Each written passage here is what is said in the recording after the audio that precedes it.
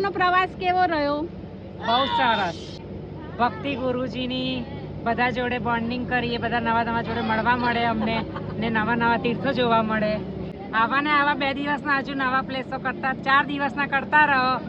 ખૂબ જ મજા આવી અને આવા નવા જે આ નથી જઈ શકતા, માંડુ તો ઘણા ગયેલા છે, પણ અમે જરા પાર્શ્વનાથના જે દર્શન થયા એ પહેલી વખત થયા છે, એટલે બહુ જ આનંદ થયો છે. દર વર્ષે ગુરુજી આવા નવા પ્રવાસોનું આયોજન કરતા રહે. તમે અમારી જેએચપી પરિવારમાં એન્ટ્રી લીધી અને એનો તમારો પહેલો પ્રવાસ છે, તો તમારો પહેલો પ્રવાસ અમારા પાઠશાલા તરફથી કેવો રહ્યો? ખૂબ જ સારો હતો, એક્સિલન્ટ હતો.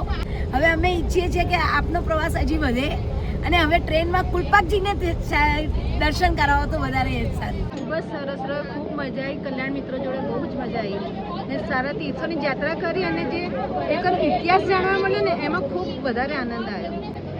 જીએચપી પરિવારના યાત્રા પ્રવાસમાં હું પહેલી વાર આવી છું, પણ બહુ જ સારો એક્સપિરિયન્સ હતો. સ્પેશિયલી જે તીર્થો અમને યાત્રા કરાવી છે એ તીર્થો ઉપર હું એકલી ક્યારેય ન જઈ શકું, પણ આવી રીતે સમૂહમાં યાત્રા કરવાનો આનંદ પણ સારો હતો અને ખૂબ મજા આવી. સ્પેશિયલી સુભાષનાથ દાદાની ભક્તિ થઈ, શાંતિનાથ દાદાનો પક્ષાલ થયો. આવા અદ્ભુત અનુભવ આવી યાત્રામાં જ થાય. યાત્રામાં પણ એકદમ સરસ રહ્યું. જે નહોતા દેખ્યા એ તીર્થો બી દેખવા મળ્યા ને આમ સારું. આટલા પ્રાચીન શાંતિનાથ દાદા ભગવાનના ને સરસ. ખૂબ જ સરસ રહ્યો.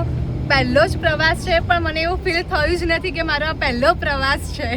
એવી રીતે આ વખતે 200 જોડાયા છે, તો આવતી વખતે ડબલ હોય સંખ્યા અને 2000 હોય.